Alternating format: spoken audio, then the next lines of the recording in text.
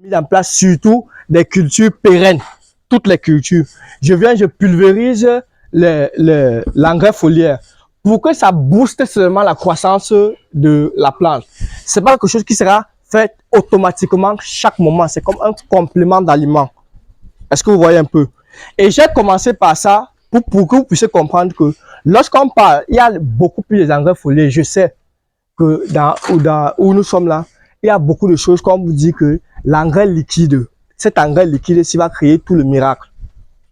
C'est-à-dire, ça je le sais. Et comme je dis, je respecte tous les autres qui le font.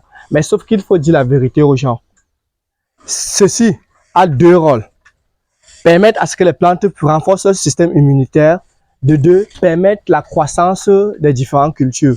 Par contre, ici, là, lorsqu'on parle des micro-organismes, à la différence des engrais foliaires, l'engrais foliaire est juste là pour pouvoir booster.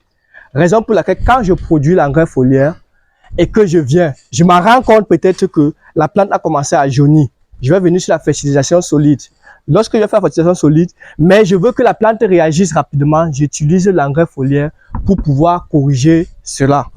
Ou bien, il peut arriver parfois que ça a subi un stress prolongé ou bien manque d'eau. On apporte de l'eau, la plante a commencé à jaunir, on apporte de l'eau. Une fois que j'apporte de l'eau, je mets mon engrais foliaire pour que les nouvelles feuilles se reforment rapidement. Est-ce que vous comprenez un peu? C'est donc le rôle de l'engrais foliaire. Parce qu'il ne faut pas qu'on puisse confondre l'engrais foliaire et les biopesticides ou bien les produits chimiques pour pouvoir traiter les maladies. L'engrais foliaire est une forme de nutrition, mais qu'on donne au niveau des feuilles et des tiges, parce que la nutrition par les racines qu'on va voir maintenant. Est-ce qu'on se comprend? Et ce que je voulais juste vous faire comprendre, c'est que lorsqu'on veut faire la fertilisation, on peut faire la fertilisation azotée, on peut faire la fertilisation complète. La fertilisation par l'azote passe par les feuilles de marguerite, ça passe par les feuilles de moringa. Et maintenant, il y a des personnes qui demandaient quelle est la fréquence de traitement. Ce que je vais répondre à la question quelle est la fréquence de traitement, c'est que par rapport aux engrais foliaires, lorsqu'elle vient pour un cycle de développement pour les plantes à cycle de 4 mois, généralement, vous apportez l'engrais foliaire après le repiquage, généralement 5 à 10 jours après le repiquage, je parle de culture à cycle court, ou bien 5 à 10 jours après le semis, parce qu'on peut aussi semer les graines de maïs. Quand ça commence déjà à ressortir, ça y a plus de 3 feuilles, vous apportez l'engrais foliaire. Est-ce que vous comprenez? Et puis, maintenant, au bout d'un mois, vous pouvez encore apporter l'engrais foliaire pour la plupart. C'est suffisant pour le cycle. Est-ce qu'on se comprend? Pour les cultures à cycle court, 4 mois, 3 mois, 4 mois. Pour les cultures comme la salade, qui sont les cultures, lorsqu'on parle de la pépinière au truc, on est au bout de 45, 60, 30, 45, soit en fonction des variétés. Vous voyez? Là, généralement, lorsqu'on fait le repiquage, 2 à 3 jours, on apporte l'engrais foliaire une fois, c'est suffisant. Parce qu'on le développe pour ses feuilles. Est-ce que vous comprenez? Maintenant, pour les cultures à cycle long, EVA, palmier à une, lorsque vous avez déjà mis la culture, un mois après, automatiquement, vous venez apporter de l'engrais foliaire pour stimuler les feuilles à se développer. Est-ce que vous comprenez? Et là, voilà le rôle des engrais foliaires. Est-ce qu'on se comprend? Parce que je parlais d'engrais foliaire parce que c'est tellement simple à faire, tellement à utiliser, mais il y a ses limites.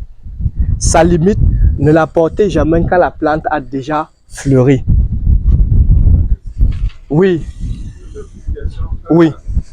Pour la mise dans le récipient des 2 ingrédients là, oui. Tonia et puis oui, et moringa, oui.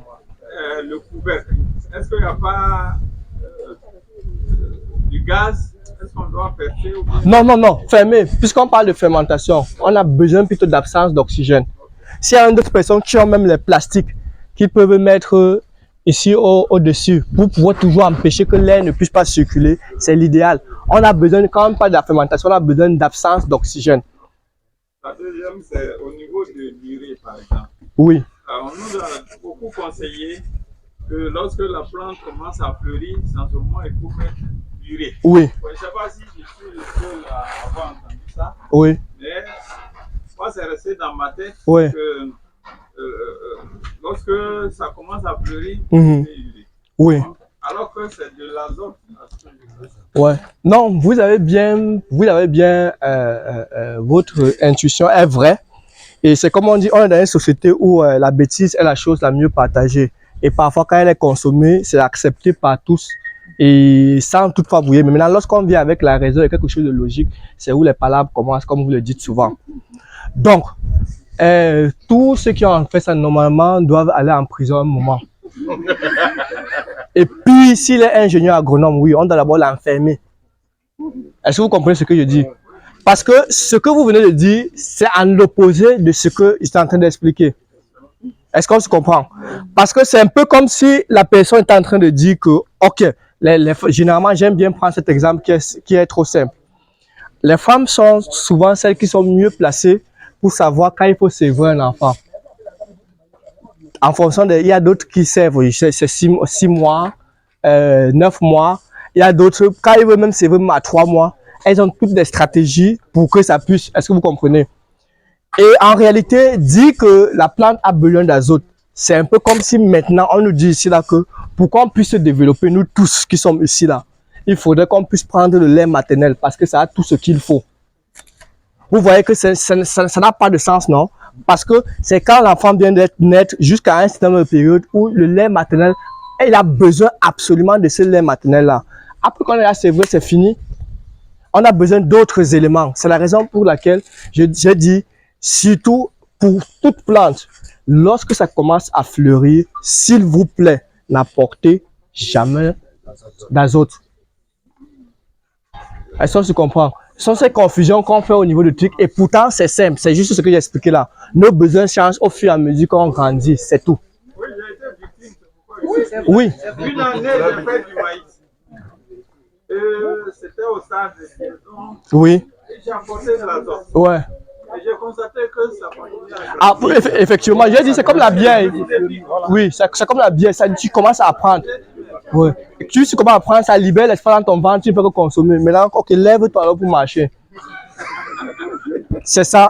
Oui, en réalité, c'est quoi? C'est que la plante, toutes les plantes, l'azote, peu importe les stades, c'est pas comme si quand vous allez appliquer ça, elle va plutôt consommer, bien consommer. Maintenant, qu'est-ce qui se passe? C'est que, au moment là, il fallait qu'elle se concentre pour former ses graines de maïs, pour les piaisons, pour le spat qui doit se former. Tu es venu lui dire que non, qu'il laisse ce qu'il est en train de faire là, qu'il continue à te donner les feuilles et les tiges. C'est ça le problème, c'est tout ce qui s'est passé.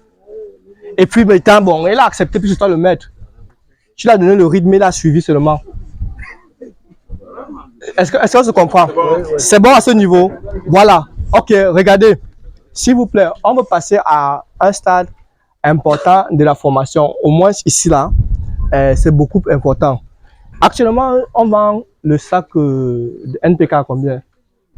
Ça a baissé, non? Oui.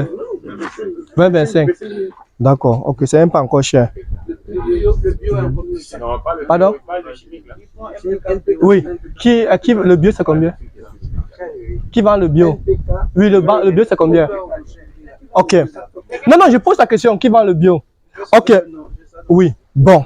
Déjà, au fait, regardez, écoutez. 50 kg d'engrais biologique n'est jamais égal à 50 kg d'engrais chimique. Est-ce qu'on se comprend? La seule chose qu'ils ont en commun, c'est le poids. Donc, ça veut dire que le poids 50, comme on met 50 kg là, et l'autre de ce côté 50 kg. Est-ce qu'on se comprend?